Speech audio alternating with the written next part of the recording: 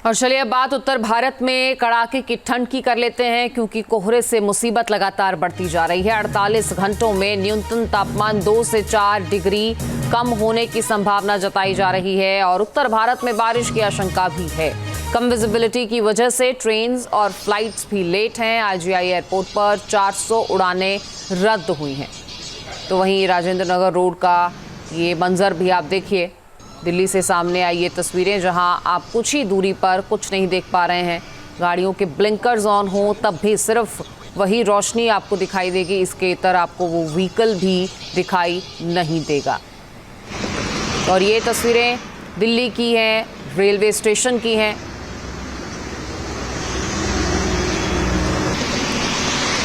तो लगातार सामने आ रही हैं तस्वीरें और महिपालपुर से ये तस्वीरें आप देखिए, जहां गाड़ियां ब्लिंकर्स और हेडलाइट्स की मदद से ही रूट्स पर आगे बढ़ पा रहे हैं। और रेलवे स्टेशन के पास की ये तस्वीरें भी आप देखिए, जहां हेडलाइट्स के बिना सड़कों पर उतरना किसी खतरे से खाली नहीं है, मुमकिन ही नहीं है। ये आप देखिए रेलवे स्टेशन के बाहर का मंजर, जहां कोहरे की चपेट में पूरा इलाका नज़र आ रहा है। और ये सरोजनी नगर की तस्वीरें हैं। आप देखिए कि हर तरफ ऐसी ही तस्वीर सामने आ रही है। जगह अलग अलग हो सकती है, लेकिन मंजर एक जैसा है, जहां कोहरे की इस घनी चादर के पीछे देख पाना मुमकिन नहीं हो पा रहा।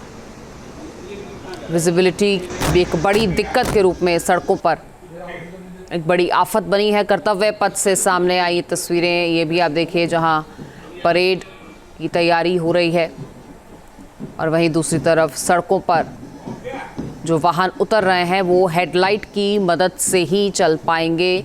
दिन के उजाले में भी हेडलाइट का सहारा लेना पड़ रहा है। और एयरपोर्ट से सामने आई इस तस्वीर से आप अंदाज़ा लगा सकते हैं कि फ़्लाइट्स कितनी डिलेड हैं। सब फॉग और स्मोक की वजह से कई फ़्लाइट्स में डिले हुआ है, यात्रियों को असुविधा हुई है। एयरपोर्ट पर घंटों घंटे इंतज़ार करना पड़ा है। और दिल्ली से सामने आई इन तस्वीरों के ज़रिए आप देख सकते हैं, इस ठंड से निजात पाने के लिए अलाव का सहारा लिया जा रहा है और ऐसा ही मंजर हर जगह देखने को मिल रहा है। निगम बोध घाट की ये तस्वीरें भी आप देख रहे हैं और हमारे सहयोगी राहुल डबाज हमारे साथ मौजूद हैं। सीधे उन्हीं का रुख के लेते हैं। राहुल, तस्वीरें हम अलग अलग जगह की दिखा रहे हैं, अलग अलग जगह बेशक हो सकती है, लेकिन मंजर एक जैसा नज़र आ रहा है। फिलहाल क्या तापमान और किस तरीके की विजिबिलिटी को लेकर परेशानियां दिल्ली की सड़कों पर नजर आ रही?